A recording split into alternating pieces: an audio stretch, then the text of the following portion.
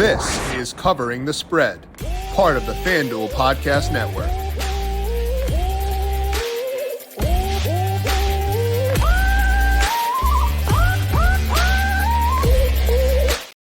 It is officially crunch time in the second round of the NBA and the Stanley Cup playoffs because some teams are on the brink of elimination both tonight and tomorrow. We're going to break down all 6 playoff games across the NBA and NHL for the next 2 nights by talking to Tom Vecchio, picking his brain on the markets at FanDuel Sportsbook and letting you know where Tom sees value. This is Covering the Spread right here on the FanDuel Podcast Network and FanDuel Research. My name is Jim Saunas. I am a managing editor of digital media for FanDuel Research, joined here as mentioned by Tom Vecchio. Check him out on Twitter at Tom_Vecchio1. Find his work at FanDuel Research and, of course, in the Solo Shot every Monday and Tuesday. Plenty of times here on Covering the Spread as well. Tom, pretty fun playoff slates the next couple of nights. How you doing?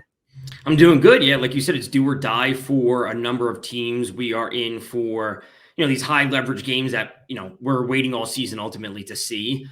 We have a few important notes, especially when it comes to injuries in the NBA. Other than that, I'm ready to go. Yeah, should be a lot of fun. I know you've got Rangers coming up. I believe that's tomorrow. So that's you get to postpone the dread for one more day. So that's good. But we'll talk about that game later on as well. First, a reminder to make sure you're subscribed to Covering the Spread wherever you get your podcasts. Our preview of the PGA Championship with Brandon Gadula is up right now. He talked about his favorite outright odds, his favorite non-outrights too, for Valhalla for this week. Check that out on the Covering the Spread podcast feed, FanDuel TV Plus, and the FanDuel YouTube page. Later on this week, we'll have Todd Schrupp of FanDuel TV on to break down the Preakness Stakes, letting you know his favorite horses for that one. We're going to talk some boxing on Friday with a big Fury match coming up on Saturday. So a lot of good stuff here on the Covering the Spread podcast feed. Again, search for Covering the Spread wherever you get your podcasts. Hit subscribe. And if you like what you hear, leave us a 5-star rating and review as well. NFL fans, gear up for the upcoming season with YouTube TV's best offer of the year. Save up to $215 when you bundle NFL Sunday Ticket with YouTube TV. Catch every out-of-market Sunday afternoon game with NFL Sunday Ticket along with every local and nationally televised game on over 100-plus live channels with YouTube TV. Don't miss out. Offer ends May 16th. Visit NFLSundayTicket.com today, NFLSundayTicket.com. Offer provided by YouTube TV. Up to $215 off is $170 off NFL Sunday Ticket and $15 off your first 3 months of YouTube TV. Offer ends on May 16th, 11:59 p.m. Pacific. Excludes digital-only games, new users only, terms and embargoes apply, no refunds.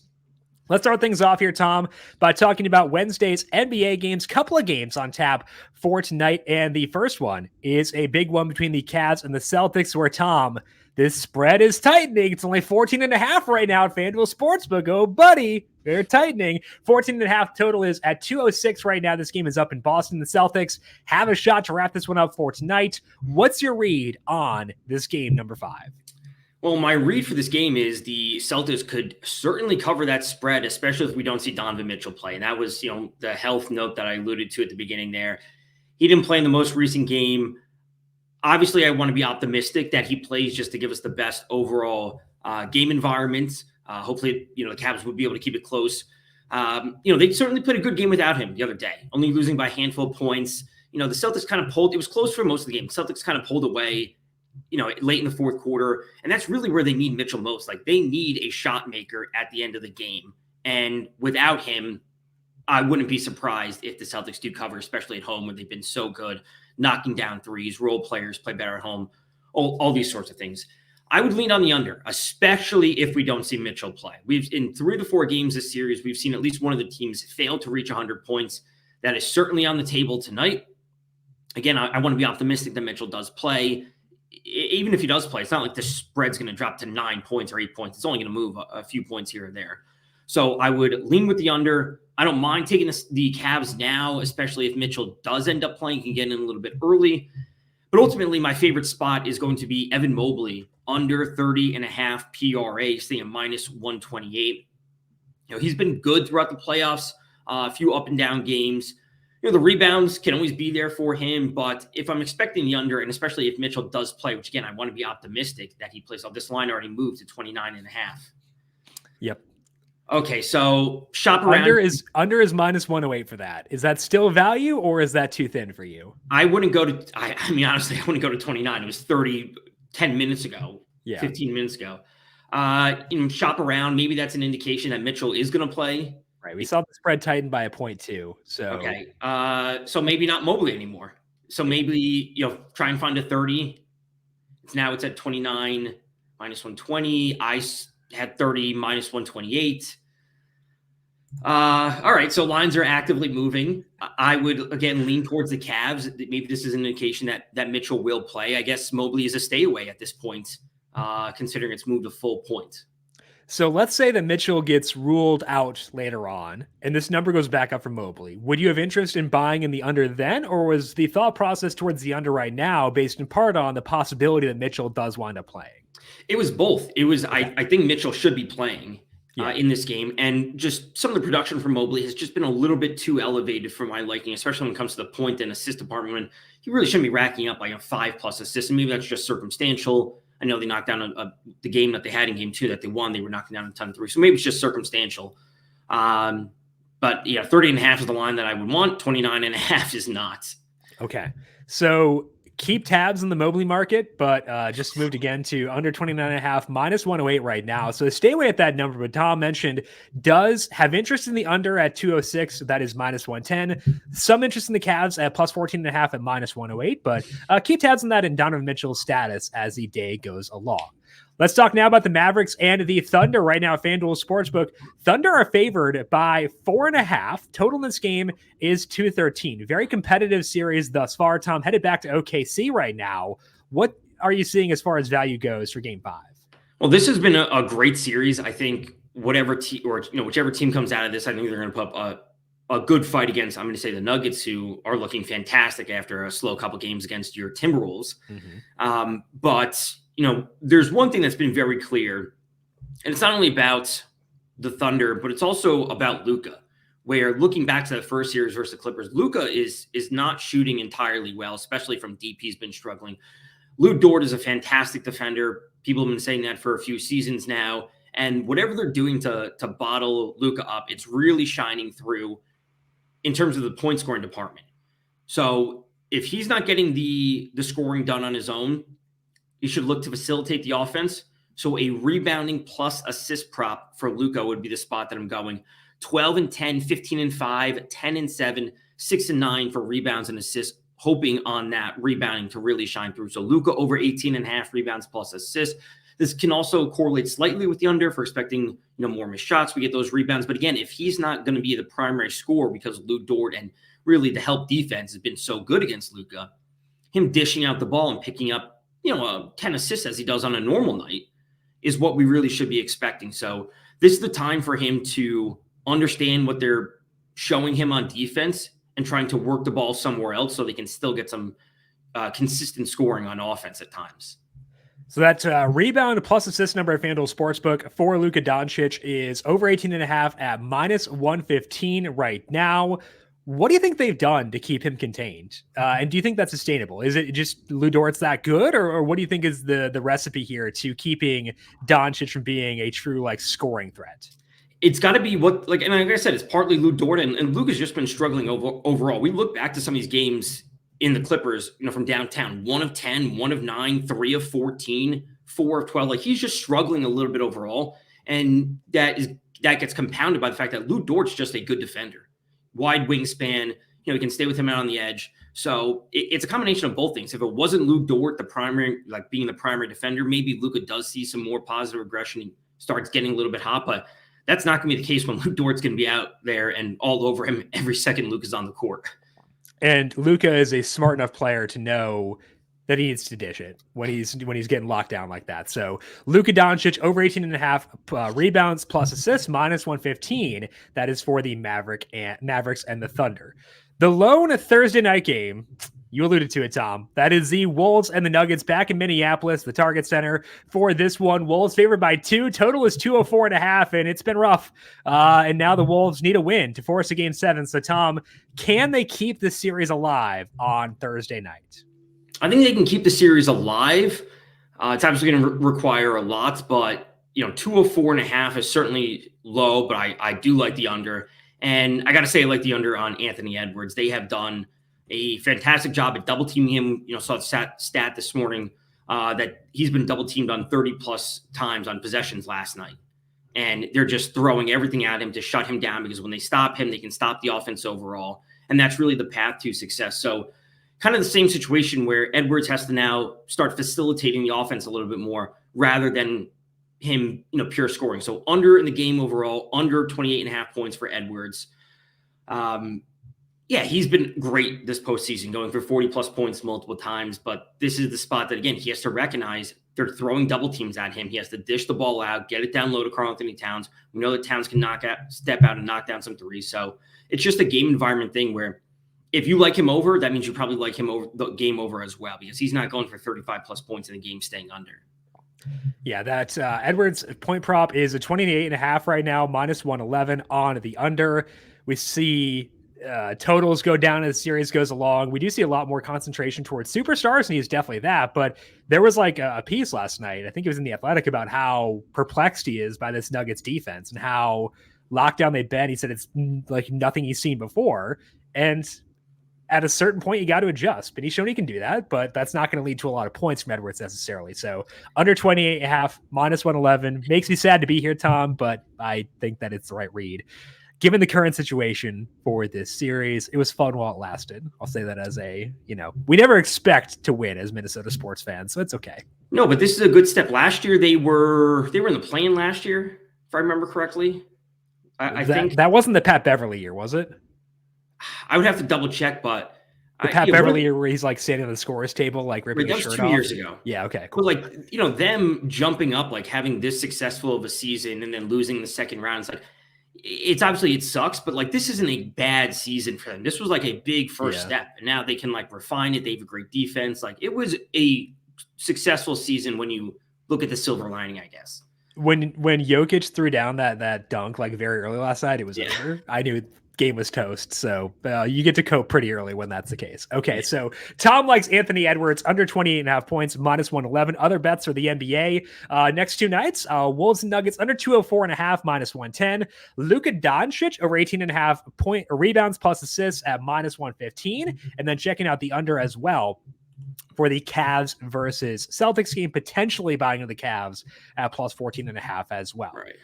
Just one game in the NHL for tonight, Tom. That is the Avalanche and the Stars. We talked about this series earlier on, and at the time, it's like, oh man, the Stars blew this lead in game one. What's going to happen? And all of a sudden, they've been a wrecking ball ever since then. So now, Stars have a 3-1 lead. Chance to close out the series here tonight.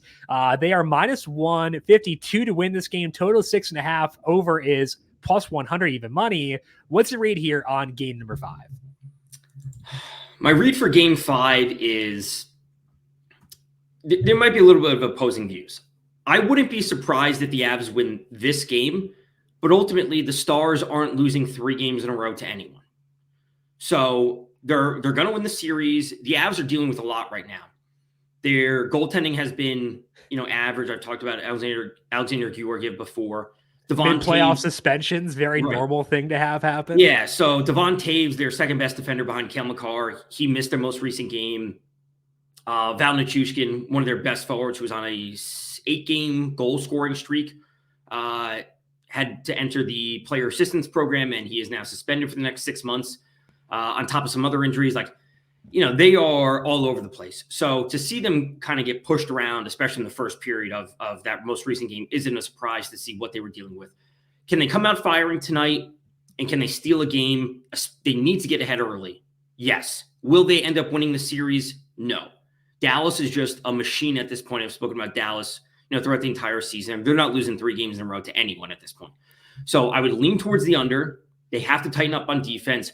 Devon Taves was out due to an illness in the most recent game, so it's not like he's dealing with an injury per se. So if he's able to be back, that would tighten up their defense. It would give them a better chance to slow down the scoring. So under 6.5 would be the first spot to go. And then the second spot to go is Nathan McKinnon over 4.5 shots, sitting at plus 110. It is an elimination game for them.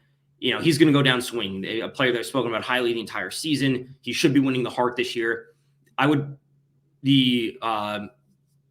Analogy I would use is This is like Mahomes in a closeout game. If Mahomes ended a game with 22 passing attempts, something went dramatically wrong. Where like when push comes to shove, the ball's going to be in his hands. So for McKinnon, he has to pile up the shots tonight, especially if they're going to bounce back and stave off elimination. So do I expect them to win this game the majority of the time? No, of course not. But lower scoring, puck on McKinnon's stick, he has to fire it tonight. Over 4.5 shots from McKinnon is plus 110 right now at FanDuel Sportsbook. How does ice time fluctuate for these guys in this kind of game where it's an elimination game and it's someone as important as McKinnon? Is he just going to be out there? I mean, obviously not they'll still have shifts, but like, is it going to be a dramatic increase in his ice time for tonight? Yeah, it probably will be. We have seen throughout the regular season, just because they were shorthanded for good portions of the season, he actually played more minutes per night than he did at any point in his career. So he played 23, 23, 23, 26 minutes in the games this series, which is a lot. I would not be surprised to see him back over 26 tonight. The same thing with Cale Makar. Would not be surprised to see him push close to 30 tonight, especially if Taves doesn't play. It will be a big Makar, Rantanen, and McKinnon night for the Avs. All right, so I'm hoping for a lot of shot volume here from McKinnon, over 4.5 plus 110. Hoping for a Stars victory, despite that though, because we want the Tom future on the Stanley Cup odds for the Stars to come through eventually. So we can get both. So let's pull for both here in this spot. But McKinnon over 4.5 plus 110, where Tom is looking, and then also potentially the under 6.5 is minus 122. Couple of games on Thursday. First one is a big one for you, Tom. Rangers and Hurricanes. Then we have the Oilers and the Canucks. When you take a look at those first games initially, Tom, anything stand out to you right now? It pains me to say it, but going to the Carolina Hurricanes for Jake Gensel for a goal at plus 180. And, there's a lot of things to consider. Late in the series, two good defensive teams, despite some ups and downs for both of them in the first few games. Gensel is an elite scorer. That's a big number. And despite, the variance that we get for goals in the playoffs is much higher than it is in the regular season. He's on the top 6. He's seeing first power play time. He's a high volume shooter. So I'm going to continuously buy into that spot at plus 180. This is like, another analogy. Like if we got an Aaron Judge home run prop in the playoffs at plus 400 compared to where we're getting him in the regular season at plus 280 or whatever, or plus 250 some nights, like we would just be interested in that because the variance can happen on the positive side, despite the fact that we're seeing lower scoring overall. So a high volume shooter that's seeing power play time at this high of a number is something that we're just going to be interested in, plain and simple. Also, similar thought process McKinnon, where it's an elimination game, maybe more ice time for Gensel as a result of that as well. Right. So Gensel goal scorer plus 180 at FanDuel Sportsbook for the Rangers and Hurricanes. How do you feel about this series, Tom? 3-2 lead for your Rangers. They would have game 7 at home if it were to come to that. How do you feel overall? I'm waiting for the goalie save props to be posted because the Igor Shesterkin over save prop, elimination game from the Canes, the team that has dominated the shot attempts mark or the shot attempt totals in this series. They're going to be firing everything to the net. And as I've said before, I said last week, they're great at home over the past few seasons, in the playoffs, and they're bad on the road. So like this is their time to shine, and it's probably going to be 30 plus saves from Shesterkin, if not more tonight. So I'm not loving the fact that they've lost 2 in a row, but I will say if the series was a little bit different and they were like going back and forth, just trading off games instead of being up 3-0 and then losing 2 straight, I don't think the mood would be the same, right? Yeah. If it was 2-2 and then they won the last game, okay, they're up 3-2 rather than losing 2 in a row. Right. Well, thoughts and prayers to you. Hope that one goes well for you. Other game is Oilers and Canucks. Anything stand out to you for that one, Tom? It's actually all about the under 6.5. Despite the fact that both teams are rolling out third string goalies, both of them in the most recent game last night. I got to say, the Oilers have actually looked really good on defense, despite getting lackluster goaltending, far below average goaltending in the first few games with Stuart Skinner. They changed goalies last night. They have been awesome on defense. They've allowed 82 shots on goal over 4 games. Holding an opposing team to 20 shots on goal is awesome. Yeah. So it's going to be about under. The scoring changes just simply aren't there for the Canucks. We expect that goaltending to have positive regression. They're not going to give me up 4 goals on 16 shots or 18 shots. So a lack of scoring overall. And I would like to see the Oilers come away with this. Maybe they have a closeout game at home. It's going to be an awesome series to close things out. Alrighty, so Tom looking towards the under there for the Oilers and Canucks, under 6.5 right now, FanDuel Sportsbook, minus 122. Other NHL bets, Igor Shesterkin, check out his saves prop once it is up for the Rangers versus the Hurricanes. Jake Gensel, the score, plus 180, and then Nathan McKinnon over 4.5 shots, plus 110, and the Stars and Avs under 6.5, that is minus 122. That's all that we have here for today on covering the spread. But Tom, thank you once again, as always, for swinging by. We'll talk to you once again in the very near future to get more thoughts on the NBA and NHL playoffs as things continue to heat up. Yep. Thanks for having me. Should be a good set of games over the next few days. It definitely will be, and hopefully we're talking some more Wolves later on in the playoffs. We'll see, though. That is Tom Vecchio. Check him out on Twitter at Tom_Vecchio1. I am on Twitter at Jim Sonis. You can also find FanDuel Research on Twitter at FanDuel Research. Want to thank you all for tuning in for today. Good luck to you with your bets across Wednesday and Thursday. Tomorrow, we're talking Preakness Stakes with Todd Schrupp. This has been covering the spread right here on the FanDuel Podcast Network.